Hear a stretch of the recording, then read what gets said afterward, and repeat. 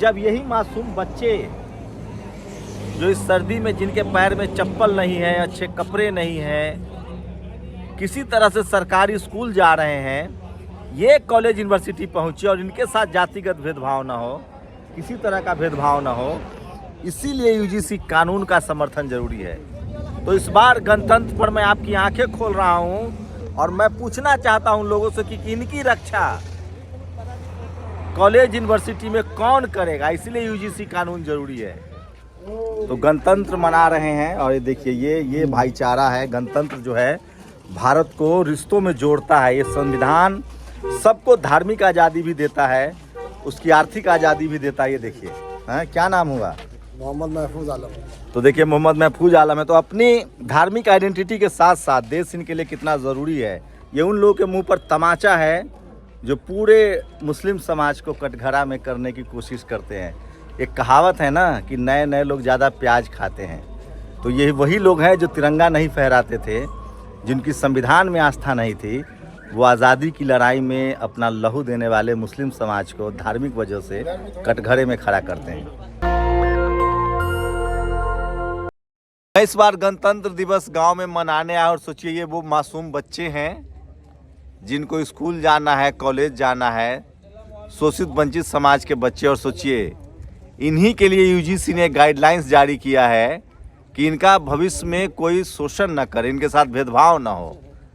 और इसीलिए यूजीसी ने गाइडलाइंस लाया है और उसका भी लोग विरोध कर रहे हैं। इस बार मैं आज गणतंत्र दिवस पर गांव की हालत बताऊंगा कि अगर संविधान न होता, लोकतंत्र न होता, तो आज हम गांव में कम से कम तिरंगा न फहरा रहे होते। तो भारत में वो तमाम और टीवी अखबार वाले जो गणतंत्र दिवस और स्वतंत्रता दिवस पर पूछते हैं कि क्या बदला है, ये बदला है। आज वो तमाम लोग जो जातिवाद के शिकार थे वो आके झंडा तोलन कर रहे हैं। वो बच्चे हैं, बुजुर्ग हैं। तो ये गांव-गांव में तिरंगा और संविधान पहुंचा है, लोकतंत्र पहुंचा है। और कम से कम लोकतंत्र ने इस देश के 90% लोगों को उम्मीद जगाई है कि आपको भी बराबर का मौका मिलेगा। तो आप सबको गणतंत्र दिवस की बधाई। और इन्हीं बच्चों के भविष्य के लिए यूजीसी ने गाइडलाइंस लाया है। गणतंत्र दिवस पर आपको वो तस्वीरें दिखा रहा हूँ, उन लोगों की तस्वीरें दिखा रहा हूँ जिनके लिए जब यही मासूम बच्चे जो इस सर्दी में जिनके पैर में चप्पल नहीं है, अच्छे कपड़े नहीं हैं, किसी तरह से सरकारी स्कूल जा रहे हैं, ये कॉलेज यूनिवर्सिटी पहुँचे और इनके साथ जातिगत भेदभाव ना हो, किसी तरह का भेदभाव ना हो, इसीलिए यूजीसी कानून का समर्थन जरूरी है। गणतंत्र कितना जरूरी है, लोकतंत्र कितना जरूरी है, संविधान कितना जरूरी है, यही दिखाने की मैं कोशिश कर रहा हूँ। आप इस देश के किसी राज्य में जाइए, किसी शहर में जाइए, किसी गांव में जाइए, जो 90% शोषित वंचित समाज के लोग हैं, उनके मासूमों की हालत ऐसे ही है। न पैर में चप्पल है, न जूते हैं, न शरीर पर कपड़ा है। अगर लोकतंत्र, गणतंत्र और संविधान न होता तो ये भी नहीं आता। जब लोकतंत्र नहीं था, गणतंत्र नहीं था, संविधान नहीं था, तो इनको इंसान ही नहीं माना जाता था। तो इस बार गणतंत्र पर मैं आपकी आंखें खोल रहा हूं और मैं पूछना चाहता हूं लोगों से कि इनकी रक्षा कॉलेज यूनिवर्सिटी में कौन करेगा, इसलिए यूजीसी कानून जरूरी है। इस बार नेशनल दस्तक के कैमरे से आप भारत के गणतंत्र की वो हकीकत, वो सच्चाई देखिए जिसने लाखों करोड़ों इस देश के शोषित वंचित, जिनको जाति के आधार पर प्रताड़ित किया गया, लिंग के आधार पर प्रताड़ित किया गया और जिनको अब धर्म के आधार पर प्रताड़ित किया जाता है, उन लोगों से रूबरू करा रहा हूं। ये है लोकतंत्र और गणतंत्र की ताकत। ये टीवी अखबार वाले आपको नहीं बताएंगे। वो हमेशा स्वतंत्रता दिवस और गणतंत्र दिवस पर बताते हैं कि क्या मिला। मैं जानता हूं, उन लोगों से पूछिए जो शोषित वंचित समाज के हैं कि उनको इस लोकतंत्र और गणतंत्र अगर न होता तो उनके सर पर छत न होता, वो ऐसे आज कुर्सियों पर न बैठे होते। तो इन मासूमों की हिफाजत हो, ये जब कॉलेज यूनिवर्सिटी पहुँचे तो इनकी ज़िंदगी बेहतर हो, इसीलिए यूजीसी कानून आ रहा है।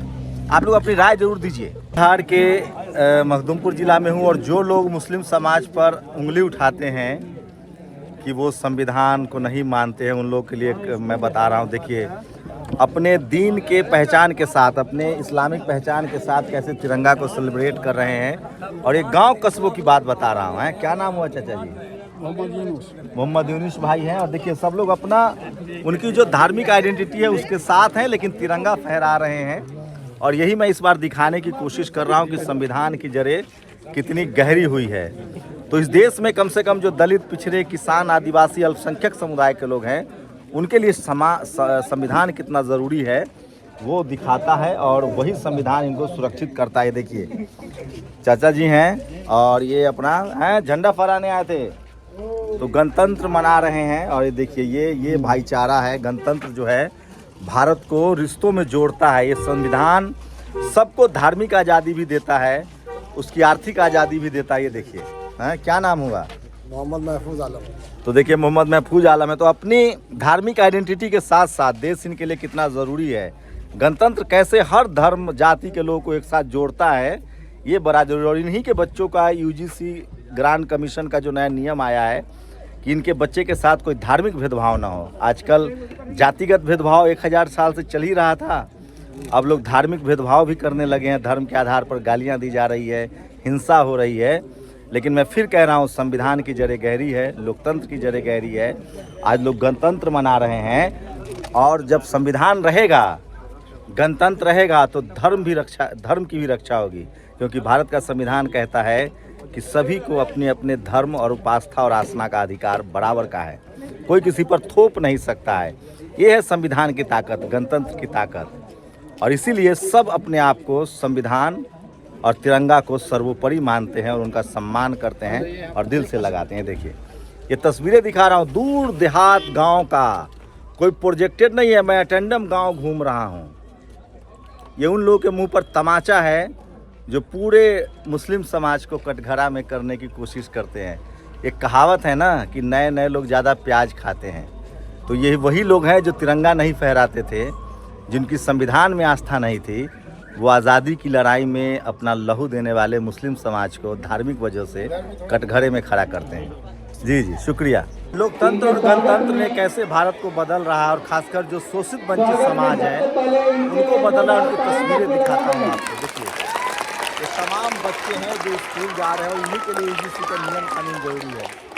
ये दलित, पिछड़े, किसान, आदिवासी, अल्पसंख्यक समाज के बच्चे हैं, गरीब परिवार के बच्चे हैं, और इनके लिए बहुत ज़रूरी है कि यूजीसी का जो गाइडलाइंस है वो आए ताकि इनकी ज़िंदगी बेहतर हो। गणतंत्र ने हमें 75 साल हुए, 77 साल तमाम शोषण की बेड़ियों को तोड़ा है, और बच्चे स्कूल पहुंच रहे हैं। ये सबसे बड़ी खुशी की बात है, और यही एक दिन हमारे बच्चे भविष्य का बदलेंगे। इसीलिए सरकारी स्कूल जो बंद कर रहे हैं, जो पढ़ाई लिखाई बंद कर रहे हैं, वो लोकतंत्र और गणतंत्र के दुश्मन हैं। तो ये देखिए जो हमारी नस्लें हैं ये तभी अपने अधिकारों को जान पाएंगे, तभी बेहतर नागरिक बन पाएंगे जब ये स्कूल पहुंचेंगे। तो ये है गणतंत्र की सफलता। शुक्रिया भारत का संविधान, शुक्रिया भारत के तिरंगा, शुक्रिया बाबा साहेब। गणतंत्र की ताकत ने इनको स्कूल कॉलेज पहुंचा दिया है। अब हमारी जरूरी है कि इनको कॉलेज यूनिवर्सिटी तक पहुंचाया जाए। तो गणतंत्र, संविधान, तिरंगा ने इनको स्कूल कॉलेज पहुंचाया है, आज़ादी ने इन्हें अधिकार दिलाए हैं। अब ये कॉलेज यूनिवर्सिटी तक पहुँचे और दुनिया के तमाम संस्थाओं पर जाएं, बेहतर जिंदगी के हकदार बने, देश को मजबूत बनाए। इसलिए ज़रूरी है कि इनके लिए यूजीसी जैसे गाइडलाइंस हो जो इनको जातिवाद से रक्षा दे, इनको जाति के नाम पर, धर्म के नाम पर सताने वालों से बचाए, जातिवादी मनोवादी सोच से बचाए। यह गणतंत्र की ताकत, जहाँ आज राजधानी दिल्ली में इंडिया गेट पर बाबा साहब का संविधान की ताकत दिखी, वहीं गांव में कितना गणतंत्र का असर है वो दिखा रहा हूँ। किस तरह से ये जो बच्चे हैं वो अब स्कूल कॉलेज जा रहे हैं।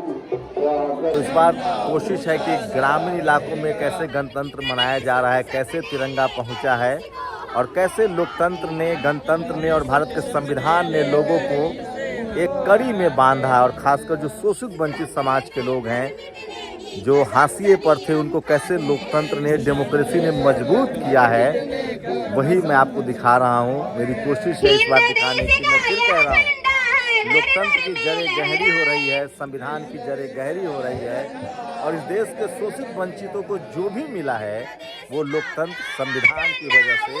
तो इस बार गणतंत्र गांव से शंभू कुमार सिंह, नेशनल दस्तक, जहानाबाद। दस्तक की आपसे गुजारिश है कि अगर इसको बचाना चाहते हैं तो नेशनल दस्तक को सब्सक्राइब करने के लिए रेड कलर के सब्सक्राइब बटन को दबाएं, फिर बेल आइकन की घंटी दबाएं। नेशनल दस्तक को बचाने के लिए बहुत जरूरी है कि हर खबर को शेयर करें, लाइक करें, कमेंट जरूर करें।